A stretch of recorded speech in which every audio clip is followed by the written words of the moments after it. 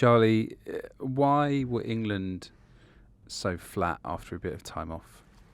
Some of it, as ever with this England team, or as has been the case recently, it's kind of things that we kind of have to sort of we can't really see. We're kind of taking it's theorising a little bit. And what I would theorise is that they had the week off, didn't they? They had three days off completely, scattered around France sort of with their families and things like that. And then they came back.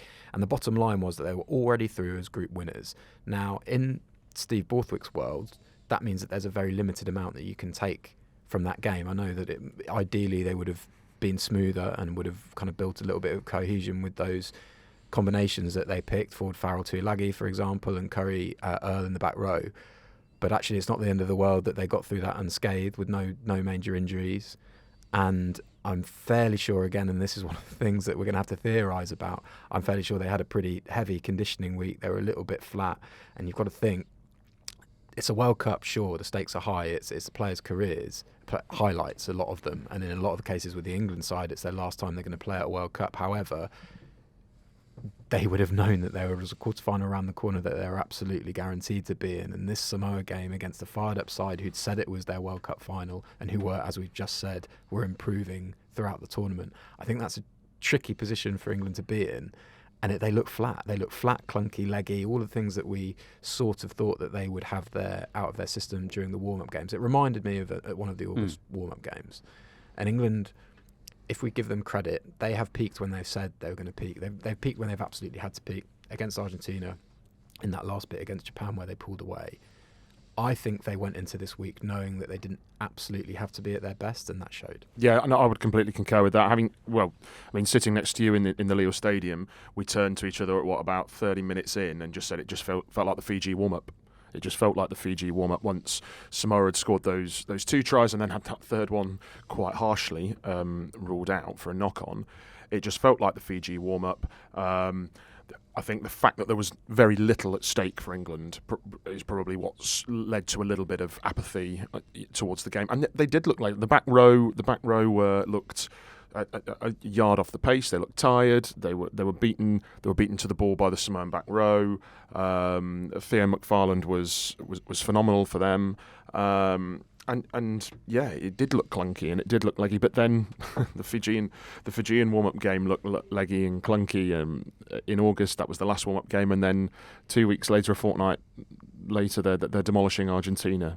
So they're very difficult to read at the minute. This England team, I'd say. If I'm putting myself in the shoes of a punter who has splashed out a fair bit of cash to go watch England against Samoa in Lille, I can probably accept what you're saying about why they didn't play to their capacity, and I'm also pretty annoyed by that. Can you see why fans are pretty annoyed about that if they've invested a lot of cash and you're getting that kind of England performance? Sure. Of course can, and that was a problem with it, and that was why we've had hints at it. Alan Walters has done one press session where he said, look, we ran them into the ground and Argentina was our reward, and the hint you take from that is that they were cooked for these warm-up games and they're playing them tired. You can't say that because punters are shelling out a lot of money. That was actually one of my highlights of the weekend was running into a load of really close mates who'd gone, and afterwards they were pretty underwhelmed to the point where they were going, actually I'm quite underwhelmed that Samoa lost because they were fantastic. They actually looked like they looked sparky for this fixture. England looked the opposite. It's really difficult. It's a risk that Borthwick has taken. It's already paid off once in this block, which is with the performances against Argentina and to a lesser extent against Japan. He's taken it again. He's kind of got away with it with that 1-point win. I think momentum is a really interesting thing with Borthwick, and we've touched on this loads and loads of times. We know that he is so singular when it comes to one game at a time mentality, and reframing every week for what it is. And the week that we're in now is this World Cup quarter-final, which is what they've been working towards for a long, long time. I think he will be able to seize momentum back in the way that he frames the week.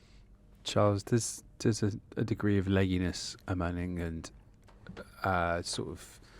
excuse what was some very pedestrian attacking play. Once again, I'm thinking in particular of one set move which just seemed so comically scripted and obvious. I think we chatted about this on WhatsApp when it happened, where Farrell then got tackled and the ball went backwards and Samoa broke up the field. I mean, it was pretty unimpressive stuff, wasn't it, in attack again? It was. The crux, though, as we've said so often with England, is it's only scripted and only telegraphed because they were going backwards.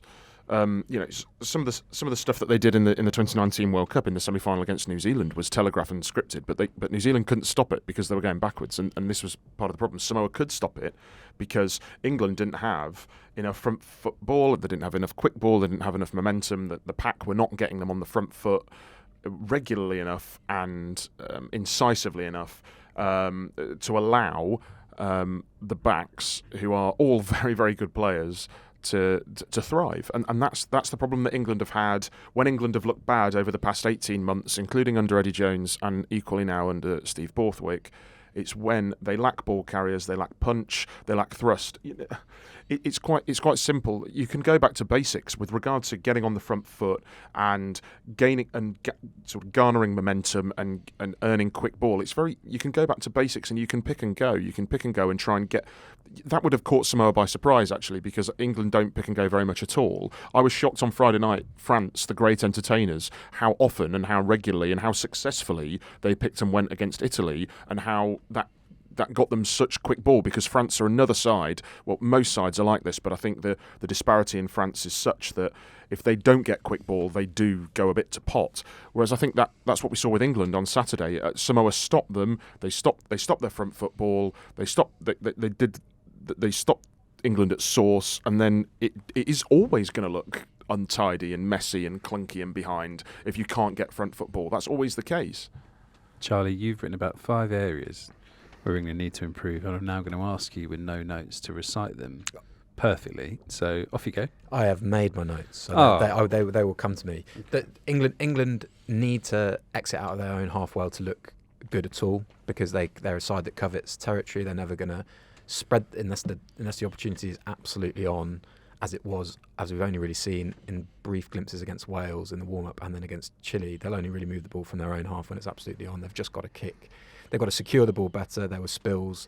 Spill from Earl off a kick-off. Ollie Chesham gave away a quite bad breakdown penalty on his own 22, and he got stripped in his own 22 later on. Those are errors that just can't happen in knockout games. I've actually watched that penalty back, and I think that was brutal, savage from Brace, because the Samoa tackler is basically lassoed Chesham and completely tripped him up as he swung round, and then Chesham's fallen over onto the ruck and he's been basically tripped by the Samoan tackler, and Brace has pinged Chesham for not rolling away, although the knock-on was bad. We can get to Brace's performance, because that's a really kind of interesting facet of the whole day, actually. Another part of this piece I've done is I don't think they can go Farrell Tuilagi again at centre. I think it gives them opportunities in attack, which they showed at the start. There was the Ollie Chesham try came from quite nice interplay that was instigated by Farrell, and Tuilagi went straight through, didn't he, our first phase, and they should have scored from that.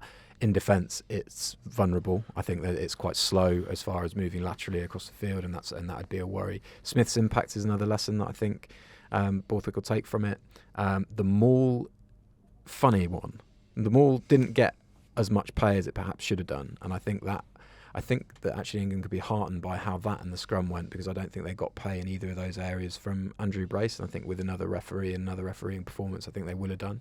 And then the other thing was just the back row balance, as Charles has alluded to.